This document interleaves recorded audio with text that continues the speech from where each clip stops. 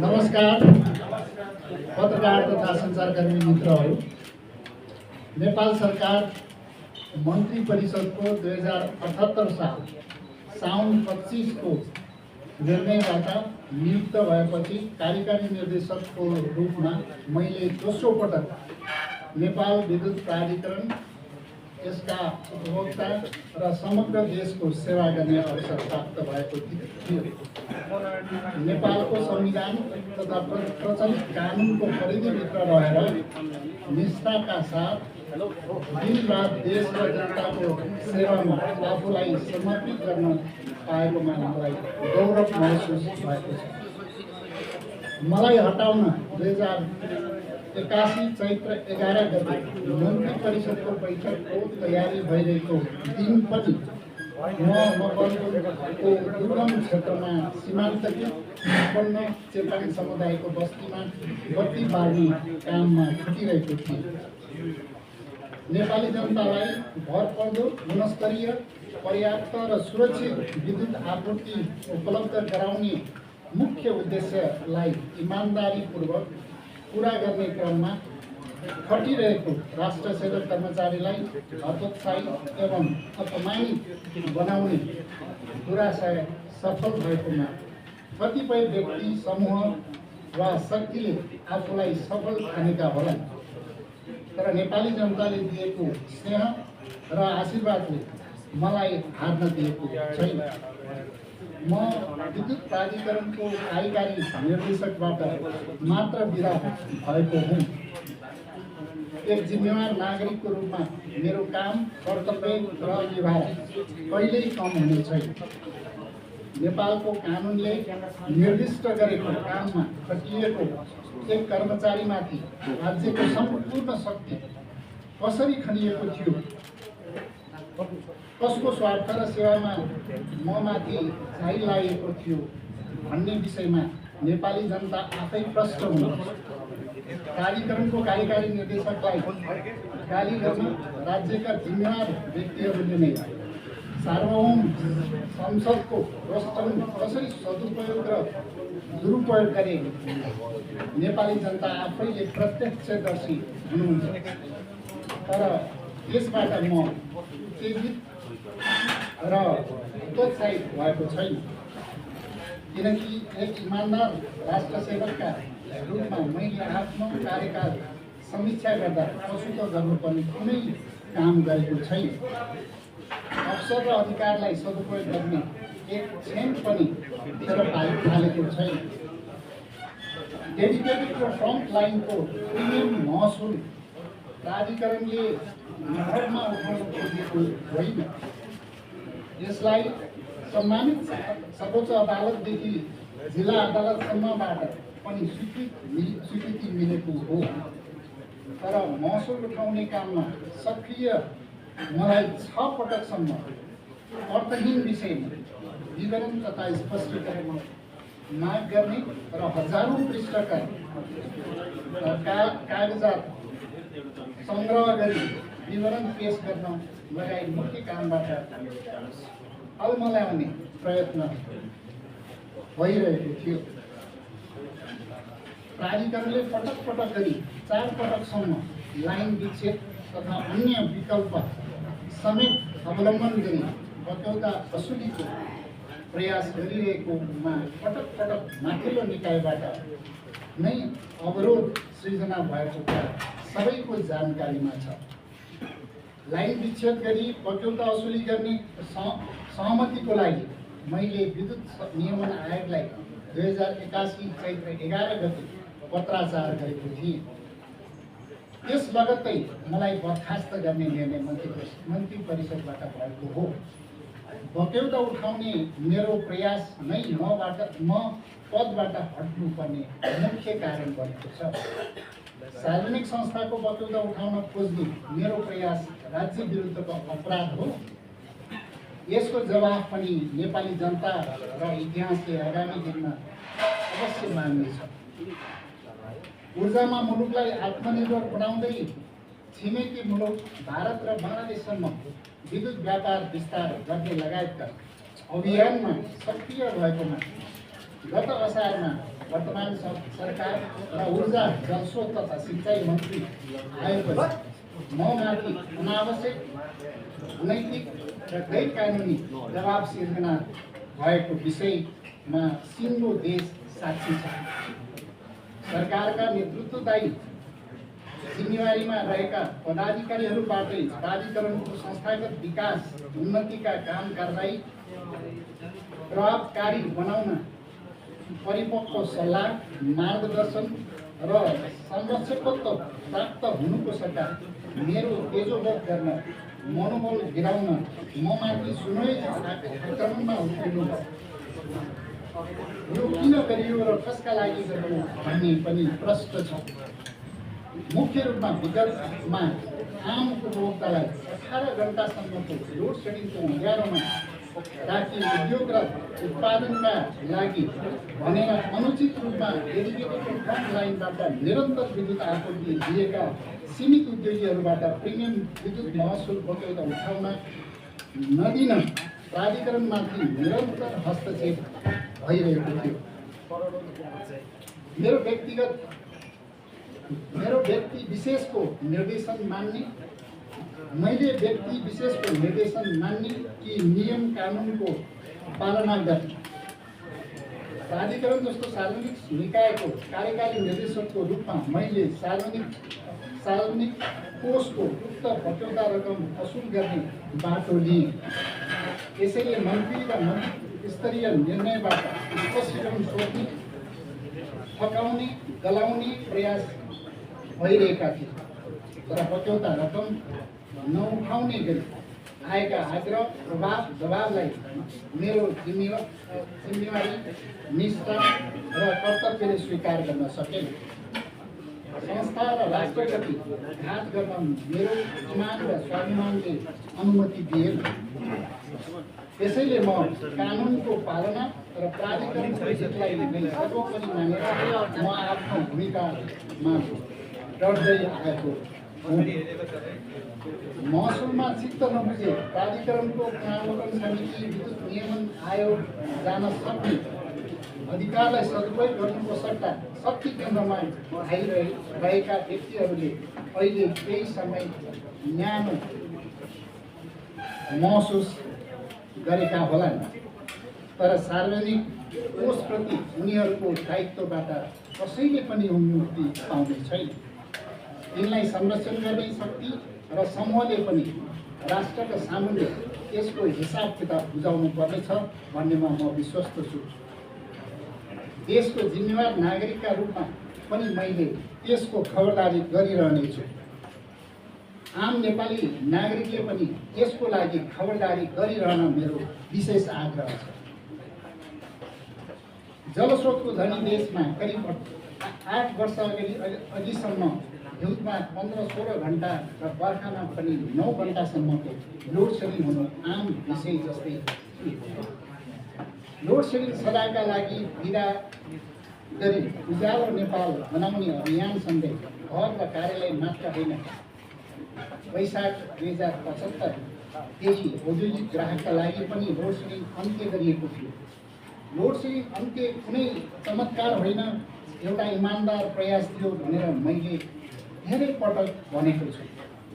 प्राधिकरणका लागि load shedding अन्त्य अन्तिम अभिष्ट पक्कै थिएन किनकि विद्युत पुगेका ठाउँमा मात्र लोड सेडिङको प्रश्न थियो तर करिब 42% घर परिवारमा त विद्युत सेवा नै पुगेको थियो। यी बस्ती र बासिन्दाले बिजुलीको उज्यालोको व्यग्र प्रतीक्षा गरिरहेका थिए तर यो बिचमा 99% भन्दा बढी परिवारमा विद्युतको उज्यालो पुर्याउन प्राधिकरण सफल भएको छ। विगतमा विद्युत सेवा माग गर्दै उपभोक्ताहरू प्राधिकरण धाउने अवस्था थियो, अहिले अवस्था फेरिएको छ। प्राधिकरण आफै नपुगेका घर खोज्दै विकट बस्तीहरूमा पुगेर विद्युतीकरण गरिरहेको छ। लोड सेडिङ हटाउन घर घरमा उज्यालो मात्र छाएन, करिब 30 लाख विद्यार्थीहरूको भविष्य सुनिश्चित भयो। उनीहरूले निर्वाध पढ्न पाए, अस्पतालका सुत्केरी वार्ड र अपरेसन थिएटरमा बत्ती नलिँदा सयौँ नेपालीको जीवन सुरक्षामा हामी सहयोगी बन्न सक्यौँ। यो मेरो जीवनको सबैभन्दा ठुलो सन्तुष्टि हो। यसले हजारौँ नेपालीलाई रोजगारीका लागि अवसर सृजना पनि गरेको छ।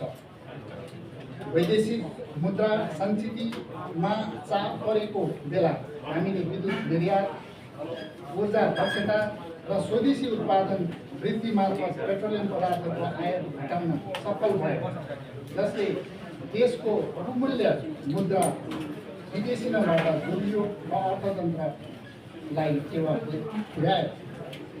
मेरो नेतृत्वमा प्राधिकरणले गौरवमय यात्रा तय गर्यो। निरन्तर घाटामा रहेको संस्था ऐतिहासिक नाफामा अर्बौं रुपियाँको कमाउन सफल भयो। प्राधिकरणको सम्पत्ति करिब 3 गुणा वृद्धि भयो। आर्थिक र प्राविधिक रूपमा यसलाई सशक्त र आत्मनिर्भर बनाउन सफल भयो। यो नाफा जनताकै सुविधा र विद्युत पूर्वाधार विकासमा पुनः लगानी भएको छ। नेपाल सरकारले बजेट नै नदिएको अवस्थामा पनि प्राधिकरणले आफ्नै स्रोत र साधनबाट विद्युतीकरणबाट को काम गरिरहेको छ। जनताको घरघरमा विद्युत पुर्याउन नै मेरो कार्यकालको सबैभन्दा ठुलो उपलब्धि हो। सुकुम्बासी बस्ती तथा चेपाङ मुसहर लगायतका विपन्न वर्गका घर परिवारमा विद्युत सेवामा पहुँच विस्तार गर्न निःशुल्क मिटर उपलब्ध गराएर विद्युतको पहुँच विस्तार गरिएको छ। विद्युतीकरणका लागि प्राधिकरणको आफ्नै स्रोतबाट ठुलो लगानी गरिएको छ। गाउँ बस्तीको विद्युतीकरण मात्र होइन, स्थानीय निकायहरूसँगको साझेदारीमा स्मार्ट सडक बत्ती विस्तार गरी सहर उज्यालो बनाउने कार्यमा समेत ठुलो लगानी गरिएको छ। जनतालाई उज्यालो दिनु नै राष्ट्रहित विपरीतको अपराध हो। यसको जवाब देश र समाजले अवश्य खोज्नेछ भन्ने मेरो विश्वास छ। मलाई हतोत्साहित गर्ने जति धेरै प्रयास भए पनि म आफ्नो कार्यकाल र भूमिकाप्रति भने असन्तोष हुनुपर्ने कुनै कारण देखेको छैन। यसका केही ठोस आधारहरू पनि म स्मरण गराउन चाहन्छु।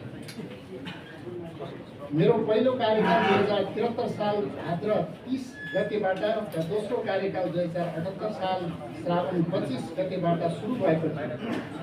पहिलो कार्यकालमै दैनिक करिब 18 घण्टासम्म हुने गरेको लोड सेडिङ अन्त्य भएको थियो। आर्थिक वर्ष 2072-73सम्म प्राधिकरणको सञ्चित घाटा करिब 35 अरब रहेको र सोही आर्थिक वर्षको मात्रै घाटा करिब 9 अरब रहेकोमा आर्थिक वर्ष 73-74बाट निरन्तर नाफामा ल्याई सञ्चित घाटा पूर्ति गरी आर्थिक वर्ष 80-81 सम्ममा सञ्चित नाफा करिब 47 अरब पुगेको छ।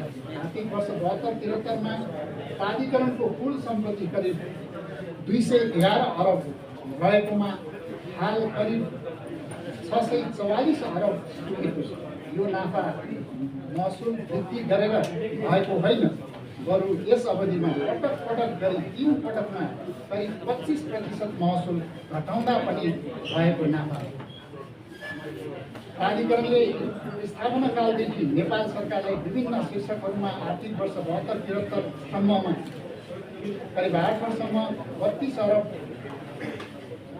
र 32 वर्षमा करिब 26 अरब भुक्तानी गरेकोमा पछिल्लो 8 वर्षमा सावा ब्याज दर र रोयल्टी समेत गरेर करिब 82 अरब भुक्तानी गरेको छ।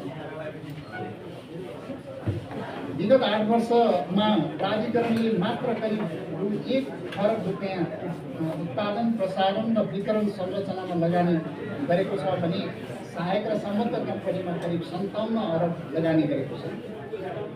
वर्षयाममा समेत विद्युत आयात गर्नुपर्ने अवस्था रहेकोमा विगत 3 वर्षदेखि वर्षयाममा भारतमा विद्युत निर्यात गरी विदेशी मुद्रा आर्जन गर्न सफल भएको छ। गत आर्थिक वर्षबाट विद्युत आयातभन्दा निर्यात बढी गरी करिब 17 अरबको विद्युत निर्यात भएको छ। साथै नेपालसँग सीमा नजोडिएको तेस्रो देश बङ्गलादेशसँग पनि गत नोभेम्बरबाट 40 मेगावाट निर्यात सुरु भएको छ।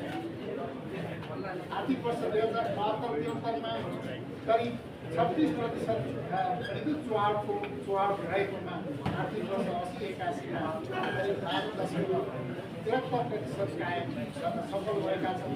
त्यसले गर्दा प्राथमिक वित्तीय अवस्था सुधार गर्न ठुलो योगदान विद्युतको सहज एवं पर्याप्त उत्पादन भएसँगै देशभित्र करिब 3 गुणाले विद्युत खपत वृद्धि भएको छ। आर्थिक वर्ष 72-73 मा प्रति व्यक्ति विद्युत खपत करिब 131 युनिट भएकोमा हाल प्रति व्यक्ति विद्युत खपत वृद्धि भई करिब 400 युनिट पुगेको। यसैले खपत वृद्धि हुँदा विद्युतीय सवारी साधन विद्युतीय तथा अन्य विद्युतीय प्रयोग र घरायसी र औद्योगिक सुरक्षामा साथीहरु हल्ला नगरौ न। 20 मिनेट भन्दा खपत गर्ने ग्राहकलाई निःशुल्क र न्यूनतम 30 रुपैयाँ मात्रै दिने अवस्था गरिएको छ। लगभग करिब 60 लाख विद्युत उपभोक्तामध्ये यस्तो सुविधा लिने घर परिवार करिब 22 लाख रहेको छ। साथै सिँचाइ, खानेपानी, चार्जिङ स्टेसन, मठ मन्दिर, भण्डार आदिमा प्राधिकरणले खरिद गरेको मूल्यभन्दा अत्यन्तै न्यून दरमा विद्युत महसुल लिने गरिएको छ। यसरी प्राधिकरणले आफ्नो आयबाट राज्यको दायित्वलाई वहन गर्दै आएको छ। यति गर्दा पनि प्राधिकरणलाई निरन्तर मात्रामा लैजान सकिएको अवस्था।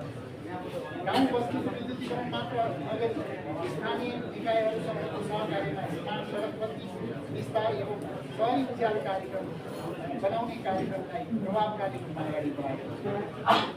आर्थिक वर्ष 72-73 मा देशभित्रको कुल विद्युत उत्पादन क्षमता करिब 856 मेगावाट भएकोमा करिब 4 गुणाले वृद्धि भई हालसम्ममा प्राधिकरण सहायक पनि र निजी क्षेत्रको पनि करिब 3500 मेगावाट पुगेको छ।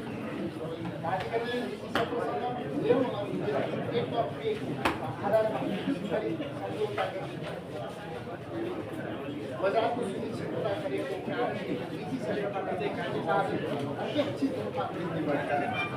सौर्य विद्युत उत्पादनलाई प्राथमिकतामा राखेर प्राधिकरणले आफै निजी क्षेत्रबाट करिब 117 मेगावाटको सौर्य विद्युत उत्पादन भइसकेबाट करिब 113 मेगावाटको आयोजना निर्माण अनि 960 मेगावाट विद्युत खरिद हल्ला गर्नेहरु बाहिर गइदिनु न, सुनेन यहाँ।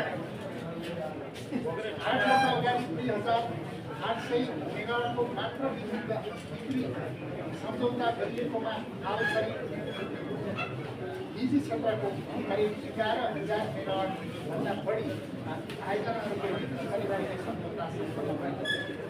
जसमध्ये करिब 8,000 मेगावाटको निर्माणको चरणमा छ। आमदानी बढाउँदै लगेको प्राधिकरणले प्रसारण लाइन मात्र होइन विद्युत उत्पादनमा पनि लगानी बढाएको छ। प्राधिकरणको सहायक कम्पनी मार्फत 140 मेगावाट आयोजन, 40 मेगावाटको भाउचार, 37 मेगावाटको माध्यमिक 20 मेगावाटको पूर्वाधिक आयोजना लिएर आनन्दित छन् भने करिब 168 मेगावाटको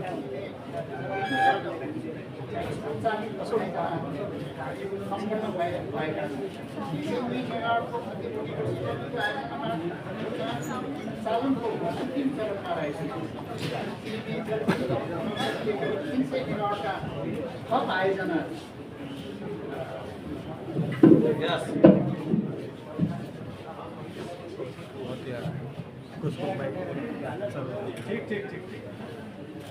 चिलिमी जलविद्युत कम्पनीले करिब 300 मेगावाटका थप जलविद्युत आयोजनाहरू अगाडि बढाइएको छ।